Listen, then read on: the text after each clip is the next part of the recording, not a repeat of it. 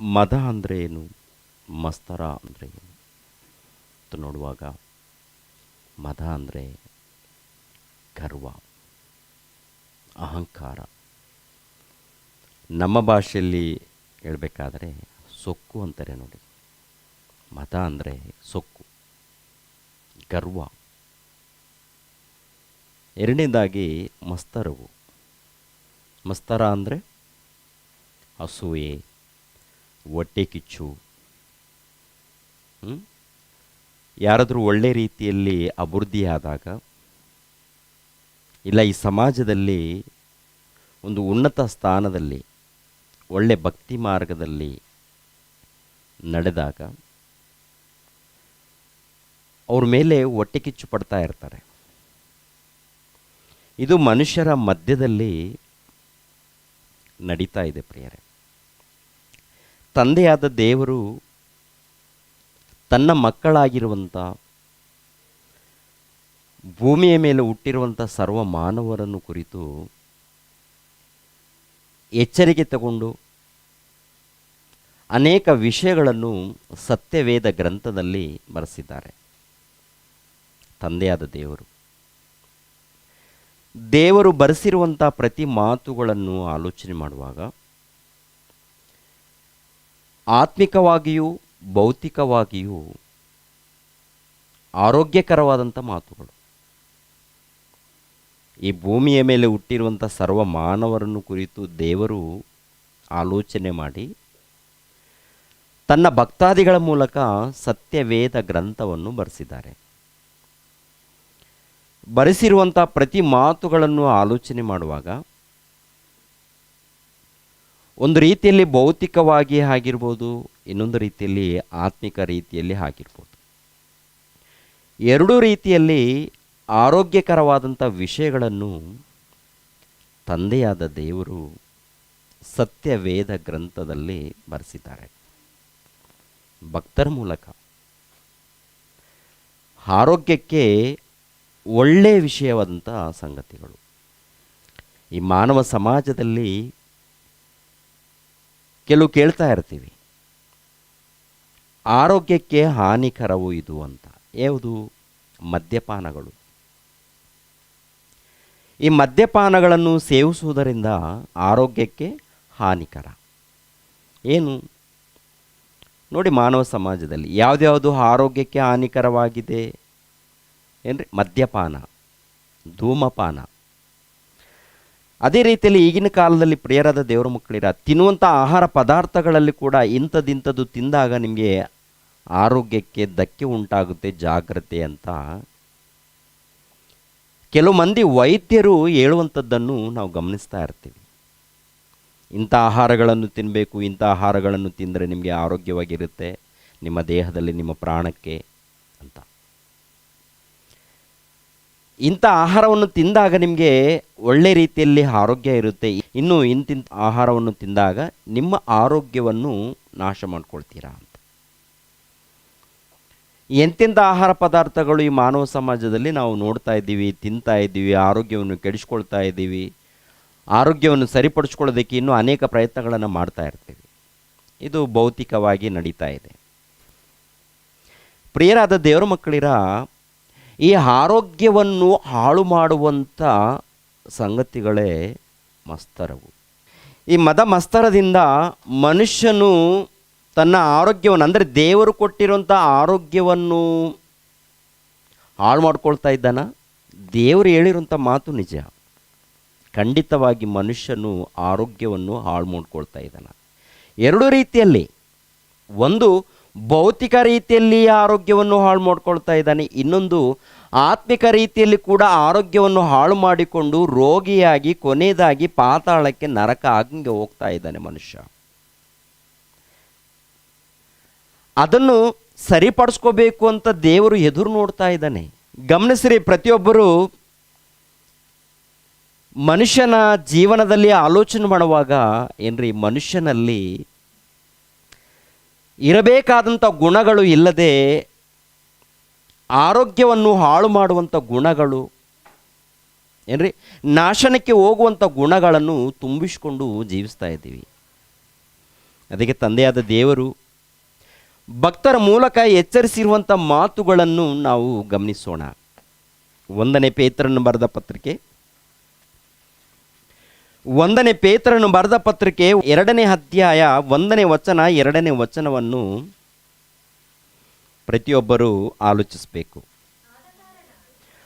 ಆದ ಕಾರಣ ಎಲ್ಲ ಕೆಟ್ಟತನವನ್ನು, ಎಲ್ಲ ವಂಚನೆಯನ್ನು, ಕಪಟವನ್ನು, ಹೊಟ್ಟೆ ಕಿಚ್ಚನ್ನು, ಎಲ್ಲ ಥರದ ನಿಂದನೆಯನ್ನು ವಿಸರ್ಜಿಸಿ ಹಸು ಮಕ್ಕಳಂತೆ ಪರಮಾರ್ಥಿಕವಾದ ಶುದ್ಧ ಹಾಲನ್ನು ಬಯಸಿರಿ.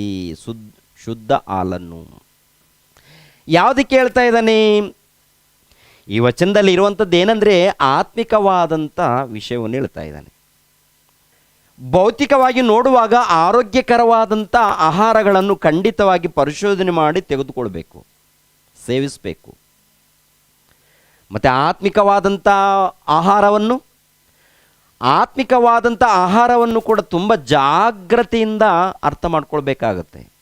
ದೇವರಲ್ಲಿ ಹೇಳಿರುವಂಥ ಮಾತು ಏನಪ್ಪ ಅಂತ ನೋಡುವಾಗ ಎಲ್ಲ ಕೆಟ್ಟತನವನ್ನು, ಎಲ್ಲ ವಂಚನೆಯನ್ನು, ಕಪಟವನ್ನು, ಹೊಟ್ಟೆ ಕಿಚ್ಚನ್ನು, ಎಲ್ಲ ಥರದ ನಿಂದೆಯನ್ನು ವಿಸರ್ಜಿಸಿ ಚಿಕ್ಕ ಮಕ್ಕಳ ಆಗಿರಬೇಕು. ನೀವು ಭಕ್ತರ, ನೀವು ನೀತಿವಂತರ, ನೀವು ಕ್ರೈಸ್ತರ ಆಗಿದ್ದರೆ ಮಕ್ಕಳ ಸ್ವಭಾವ ಉಳ್ಳವರಾಗಿ ನೀವು ಅಭಿವೃದ್ಧಿಯಾಗಬೇಕು. ಜ್ಞಾನದಲ್ಲಿ ದೊಡ್ಡವರಾಗಬೇಕು ಏನ್ರಿ? ಈ ಲೋಕದಲ್ಲಿ ನೋಡುವಾಗ ಎಲ್ಲರೂ ನಮ್ಮನ್ನು ಗಮನಿಸುವಾಗ ಮಕ್ಕಳಂತೆ, ಎಳೆ ಮಕ್ಕಳಂತೆ, ದೇವರ ಮಕ್ಕಳಂತೆ ಕಾಣಬೇಕು. ದೇವರ ಮಕ್ಕಳಂತೆ ಕಾಣಬೇಕಾದ್ರೆ ಹಾಳು ಮಾಡುವಂಥ ಗುಣಗಳೇ ಯಾವಿದೆ ನಮ್ಮಲ್ಲಿ? ಹಾಳು ಮಾಡುವಂಥ ಗುಣಗಳಿಲ್ವ? ಶರೀರವನ್ನು ಹಾಳು ಮಾಡುವಂಥ ಶರೀರವನ್ನು ಹಾಳು ಮಾಡುವಂಥ ರೋಗದ ಕ್ರಿಮಿಗಳೇನಾದರೂ ಇದೆಯಾ ನಮ್ಮಲ್ಲಿ? ಇದ್ದಾಗ ಡಾಕ್ಟ್ರ್ ಬಳಿಗೆ ಹೋಗ್ತೀವಿ ಚೆಕ್ ಮಾಡಿಸ್ಕೊಳ್ತೀವಿ, ಬ್ಲಡ್ ಚೆಕ್ ಮಾಡಿಸ್ತೀವಿ, ರಕ್ತ ಪರೀಕ್ಷೆ, ಮೂತ್ರ ಪರೀಕ್ಷೆ, ಎಲ್ಲವನ್ನು ಬಾಡಿ ಪರೀಕ್ಷೆ ಮಾಡ್ಕೊಳ್ತೀವಿ. ದೇಹವನ್ನು ಪರೀಕ್ಷೆ ಮಾಡಿಕೊಂಡು ಈ ದೇಹದಲ್ಲಿ ಇಂತಿಂಥ ರೋಗವಿದೆ, ಆದ್ದರಿಂದ ನೀವು ಜಾಗ್ರತೆ ತಗೊಳ್ಳಿ ಅಂತ ಹೇಳ್ತಾರೆ. ಇಲ್ಲಾಂದರೆ ಆಪ್ರೇಷನ್ ಮಾಡಿಸ್ಕೊಳ್ಬೇಕಂತಾರೆ, ಇಲ್ಲಾಂದರೆ ಮೆಡಿಸಿನ್ ತೊಗೊಳ್ಬೇಕು ಅಂತ ಹೇಳ್ತಾರೆ. ಡಾಕ್ಟ್ರುಗಳು, ವೈದ್ಯರು ಏನೇನು ಸಲಹೆಗಳು ಕೊಟ್ಟಿದ್ದಾರೋ ಅವುಗಳನ್ನು ಖಂಡಿತವಾಗಿ ಪಾಲಿಸಬೇಕು. ಮತ್ತು ಆತ್ಮಿಕ ರೀತಿಯಲ್ಲಿ ನೋಡುವಾಗ ಪ್ರಿಯರಾದ ದೇವರ ಮಕ್ಕಳಿರ, ನಾವು ಅಭಿವೃದ್ಧಿ ಆಗಬೇಕಾದ್ರೆ ದೇವರ ಜ್ಞಾನ ಇರಬೇಕು, ನಮ್ಮನ್ನು ನಾವು ತಗ್ಗಿಸ್ಕೊಳ್ಬೇಕು, ವಿಧೇಯರಾಗಬೇಕು. ಆದರೆ ಅದಕ್ಕೆ ವಿರುದ್ಧವಾಗಿ ನಮ್ಮಲ್ಲಿ ಗುಣಗಳಿವೆ ರೀ. ಎಂಥ ಗುಣಗಳಿವೆ ಇಲ್ಲಿ ಹೇಳ್ತಾ ಇದ್ದಾನೆ. ಆದ ಕಾರಣ ಎಲ್ಲ ಕೆಟ್ಟತನವನ್ನು, ಎಲ್ಲ ವಂಚನೆಯನ್ನು, ಕಪಟವನ್ನು, ಹೊಟ್ಟೆ ಕಿಚ್ಚನ್ನು, ಎಲ್ಲ ಥರದ ನಿಂದನೆಯನ್ನು ವಿಸರ್ಜಿಸಿ. ಎಲ್ಲ ಥರದ ನಿಂದನೆಯನ್ನು ಮನುಷ್ಯನು ನೋಡುವಾಗ, ಮನುಷ್ಯನನ್ನು ಯೋಚಿಸುವಾಗ ಪ್ರಿಯರಾದ ದೇವರ ಮಕ್ಕಳೇ, ಎಲ್ಲ ಥರದ ಕಪಟವನ್ನು, ಎಲ್ಲ ಥರದ ನಿಂದನೆಯನ್ನು, ಎಲ್ಲ ಥರದ ಹೊಟ್ಟೆ ಕಿಚ್ಚನ್ನು ಮನುಷ್ಯನು ತನ್ನ ಹೃದಯದಲ್ಲೂ ತುಂಬಿಸಿಕೊಂಡು ಜೀವಿಸ್ತಾ ಇರ್ತಾನೆ. ಹೊಟ್ಟೆ ಕಿಚ್ಚ, ಈ ಹೊಟ್ಟೆ ಕಿಚ್ಚು ಇರುವುದರಿಂದ, ಅಹಂಕಾರ ಇರುವುದರಿಂದ ಮನುಷ್ಯನು ಯಾವ ಸ್ಥಿತಿಗೆ ಹೋಗ್ತಾನೋ ಇನ್ನೊಂದು ಮಾತನ್ನು ಗಮನಿಸೋಣ. ಕೀರ್ತನೆ ಗ್ರಂಥ 37ನೇ ಅಧ್ಯಾಯ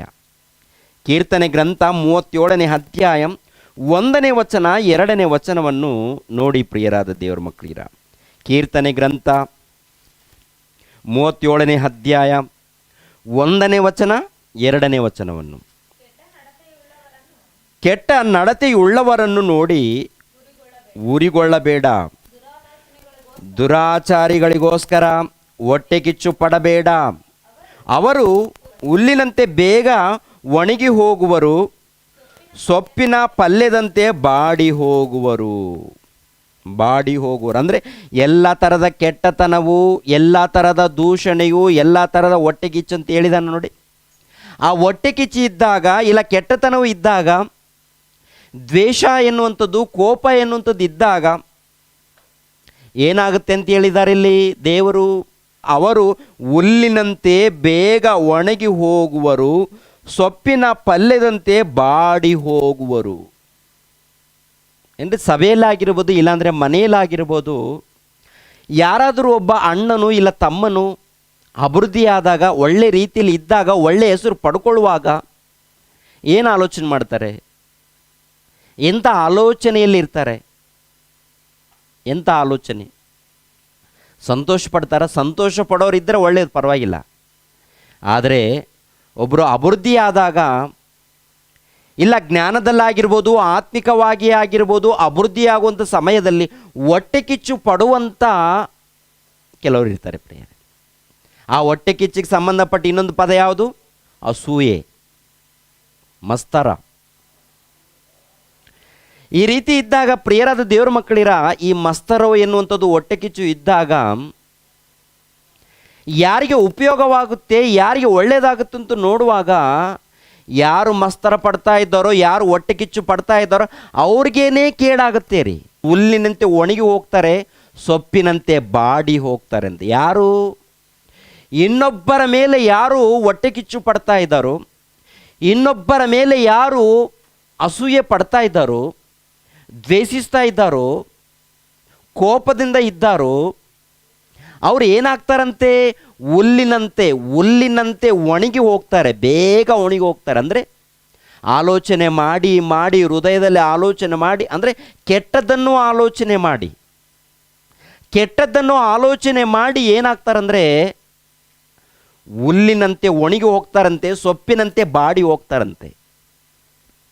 ಬಾಡಿ ಹೋಗ್ತಾರಾ? ಸೊಪ್ಪಿನಂತೆ ಬಾಡಿ ಹೋಗ್ತಾರಾ? ಹುಲ್ಲಿನಂತೆ ಒಣಗಿ ಹೋಗ್ತಾರಾ? ದೇವರು ಹೇಳಿರುವಂಥ ಮಾತು ಪ್ರಿಯರಾದ ದೇವರ ಮಕ್ಕಳಿರ, ನಾನಲ್ಲ ಏನ್ರಿ.